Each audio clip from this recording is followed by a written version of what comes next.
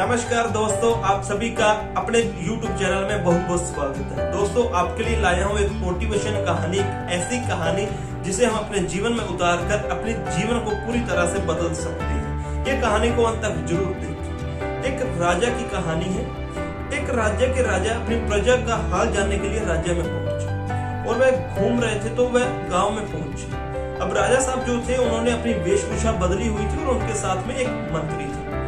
जब वह घूम रहे थे तो अचानक राजा साहब का जो कुर्ता पहना हुआ था उसका एक बटन नीचे गिर गया। जब राजा साहब ने देखा तो राजा साहब ने मंत्री को कहा कि मंत्री जी, गांव में कोई ढूंढो, कोई दर्जी हो तो मंत्री ने जब आसपास के लोगों से पूछा तो गांव में एक जो दर्जी था, तो मंत्री उसके दर्जी के पास पहुंचा और कहा कि मैं तुम्हें आज एक पते की बात बता रहा हूँ, तुम्हें एक सीक्रेट बता रहा हूँ कि राजा साहब यहाँ पर घूम रहे हैं और उनके कुर्ते का जो बटन है वो टूट चुका है, तो तुम्हें ये बात किसी को नहीं बतानी है। तो जो दर्जी था उसने कहा कि जरूर साहब, किसी को नहीं बताऊंगा मैं। तो जब राजा साहब के पास उस दर्जी को लाया गया तो दर्जी का ज्यादा कुछ काम नहीं था, सिर्फ दर्जी को जो बटन था वो सिलना था, क्योंकि राजा साहब के पास वो बटन पहले ही था जो गिर चुका था। तो जब दर्जी ने वह राजा साहब का जो कुर्ता था उस पर बटन लगाया और उसे सिला तो राजा साहब ने कहा कि बताओ तुम्हें क्या चाहिए। तो जो दर्जी था तो वो सोच में पड़ गया और वह सोचने लगा कि राजा साहब से क्या मांगूं, और फिर उसे दिमाग में आया कि राजा साहब से मैं कुछ ज्यादा ना मांग लूं तो कहीं गुस्सा ना हो जाए। तो उसने कहा कि महाराज, मुझे कुछ नहीं चाहिए, आप हमारे गांव में पधारे, इससे और बढ़िया कुछ हो नहीं सकता। तो राजा साहब ने कहा नहीं नहीं, मांगो, आपको क्या चाहिए। राजा जो दर्जी था तो वो सोचने लगा, तो उसने सोचा कि क्यों ना मैं राजा साहब से 2 रुपए मांग लूं। फिर उसके दिमाग में फिर आया कि अगर मैंने 2 रुपए मांगे तो राजा साहब गुस्सा हो जाएंगे और कहेंगे कि अगर मुझसे 2 रुपए मांग रहा है तो गांव वाले से कितने रुपए मांगता है। तो उसने जो कहा कि राजा साहब, मुझे तो कुछ नहीं चाहिए, आप अपने गाँव में आए तो मुझे बहुत ही अच्छा लगा। तो राजा साहब को कहा कि उसने कि आप जो देना चाहें आप दे सकते हैं, वैसे मुझे कुछ नहीं चाहिए। राजा साहब अब सोच में पड़ गए कि अब इसने सारी बात मुझ पर डाल दी है, तो अगर ये किसी को बताएगा कि राजा साहब आए थे और उन्होंने मुझे ये दिया है, तो एक राजा हूं मैं।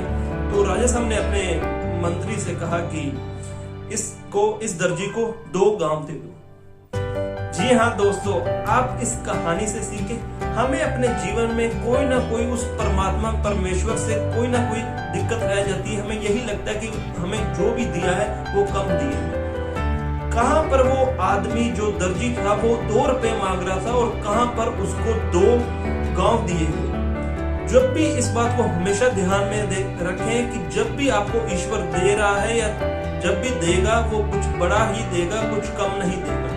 उस परमात्मा का शुक्र अदा कीजिए कि आपको जो भी जिंदगी में मिला है उसके कर्म, आपके कर्म और उसकी कृपा से ही मिला है। और अगर मैं आपको यहाँ पर एक और बात बता दूं, जो भी लक्ष्य सेट करें, जो भी आप जीवन में कोई गोल सेट करें, उससे उतनी देर तक मेहनत करते रहें जब तक वो अचीव ना हो जाए।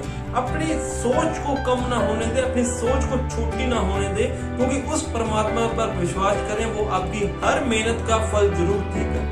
आपकी मेहनत अगर सच्ची है, अगर आपकी मेहनत आप लगन से करते हैं, पैशनेट कर सकते हैं किसी भी गोल के प्रति, तो वो आपको जरूर देता है। इस बात को हमेशा ध्यान में रखें। उस परमात्मा पर विश्वास करें और अपने काम पर विश्वास करें और अपनी मेहनत पर विश्वास करें। अगर आपको परमात्मा नहीं दे रहा है तो एक दिन वो आपको इतना देगा कि आपको संभालना मुश्किल हो जाएगा। सो हमेशा अपने जो परमात्मा का शुक्र अदा करें, जो भी आपको जिंदगी में दे रहा है। आप अपने लक्ष्य की तरफ अपना काम करते रहें, कभी भी गिव अप ना करें, क्योंकि बीच में छोड़ा काम कभी भी आपको फुली रिजल्ट नहीं दे सकता। इस बात को हमेशा ध्यान में रखें और उस परमात्मा पर हमेशा विश्वास रखें, क्योंकि वो जो भी सोचकर बैठा है वो आपके लिए अच्छा ही सोचकर बैठा है, कभी भी वो आपके लिए गलत नहीं करेगा।